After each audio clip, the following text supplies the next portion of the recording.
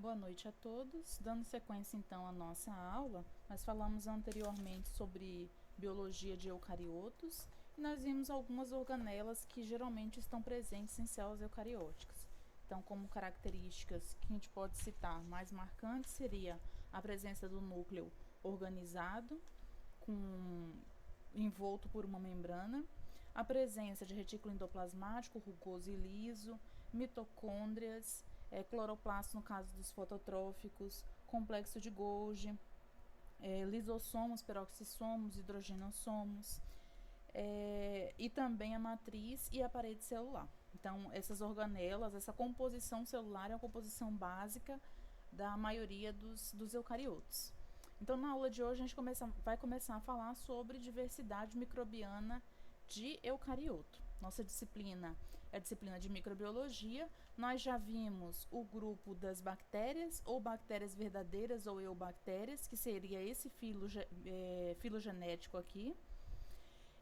Já vimos também superficialmente Archaea, porque não temos muitos organismos de arqueabactérias, principalmente em relação a micro-organismos de importância para a saúde. Então, por isso nós não nos aprofundamos muito, só falamos de características celulares. Então, a arquea está aqui exemplificada em marrom, essa ramificação genética, que se aproxima muito mais de eucarioto do que de bactérias verdadeiras, embora ela apresente uma parede celular com peptídeo com compostos semelhantes ao peptídeo glicano de eubactérias ou de bactérias verdadeiras. E dentro dos eucariotos, o que nós vamos ver na nossa disciplina de microbiologia? Nós vamos ver esses grupos aqui pertencentes aos protozoários, tá? Esses 5 grupos, na verdade. Nós vamos ver também, aqui não está demonstrado nessa árvore filogenética, mas existe uma ramificação aqui próximo das plantas, que são as algas vermelhas e verdes, que seriam organismos falotróficos. Esse grupo aqui em específico, nós vamos ver também muito superficialmente, porque também não é de não é tanto de interesse para a área médica. E veremos também o grupo de fungos, composto aqui pelos bolores limosos, o grupo de fungos e microsporídeos. Também englobam aqui o grande domínio fungi. Começando a falar então dos protozoários. Como característica geral, os protozoários eles vão ser unicelulares, tá? Eles vão apresentar uma única célula. Geralmente eles não vão apresentar parede celular, tem algumas exceções, mas a maioria não vai apresentar parede celular. Uma característica típica de organismos que vivem em ambiente osmoticamente protegido. O que seria esse ambiente osmoticamente protegido? Que apresenta a mesma concentração de solutos no meio externo e também no meio interno, impedindo que ocorra a lise celular de protozoários. Geralmente eles vão ser incolores e geralmente vão ser imóveis. Alguns vocês, como podem observar aqui nessa figura, com a presença de um flagelo, vão conseguir movimentar, mas geralmente são organismos imóveis. Falando então agora sobre alguns tipos de protozoários. O primeiro tipo que a gente vai falar são os diplomonadídeos. Eles são organismos unicelulares, vão apresentar flagelo. Como eles não são fototróficos, eles não apresentam cloroplasto. E esses organismos, eles geralmente habitam um ambiente que não há a presença de oxigênio, um ambiente anóxido. Esses grupos de protozoários vão apresentar 2 núcleos na maioria das fases da vida. E eles vão apresentar mitocôndrias, entretanto, essas mitocôndrias serão desprovidas de enzimas do ciclo do ácido cítrico e também dos complexos enzimáticos da cadeia transportadora de elétrons. Dando um exemplo aqui de um diplomonadídeo, a gente pode citar a Giardia lamblia. É um parasita que acomete tanto o intestino de diversos mamíferos e vai apresentar 2 formas.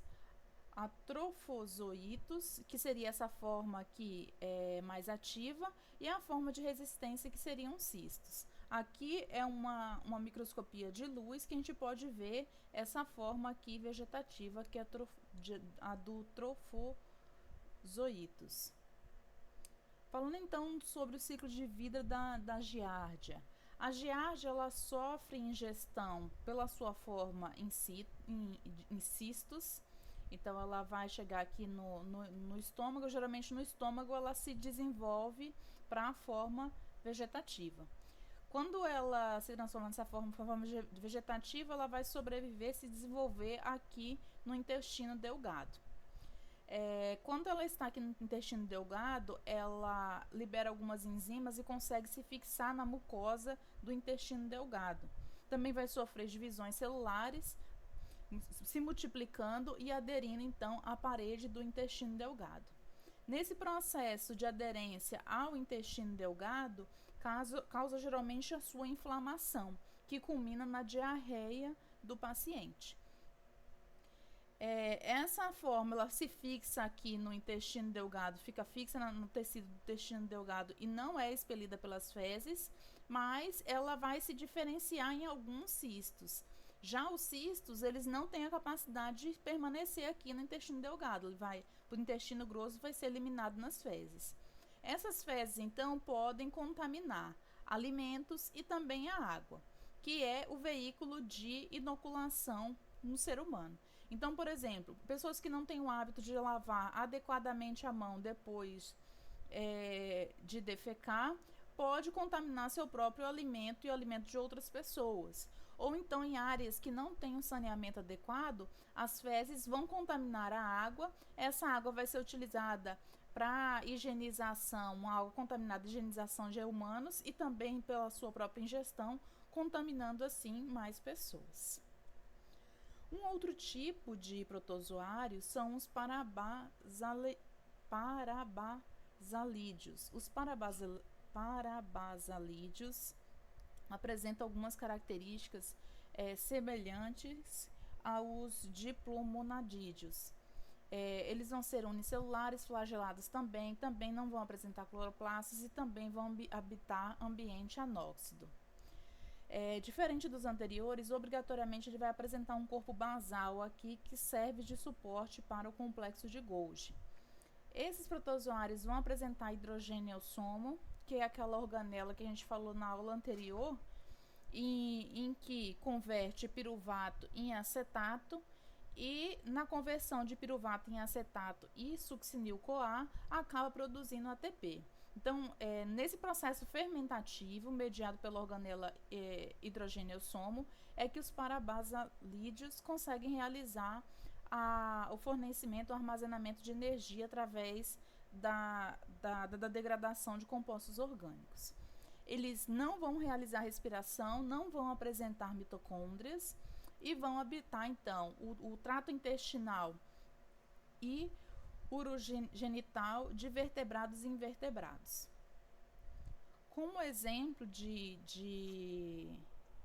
desse protozoário de importância para a saúde, a gente pode citar o Trichomonas vaginalis. O Trichomonas vaginalis, ele vai causar a vaginite, que é uma infecção sexualmente transmissível.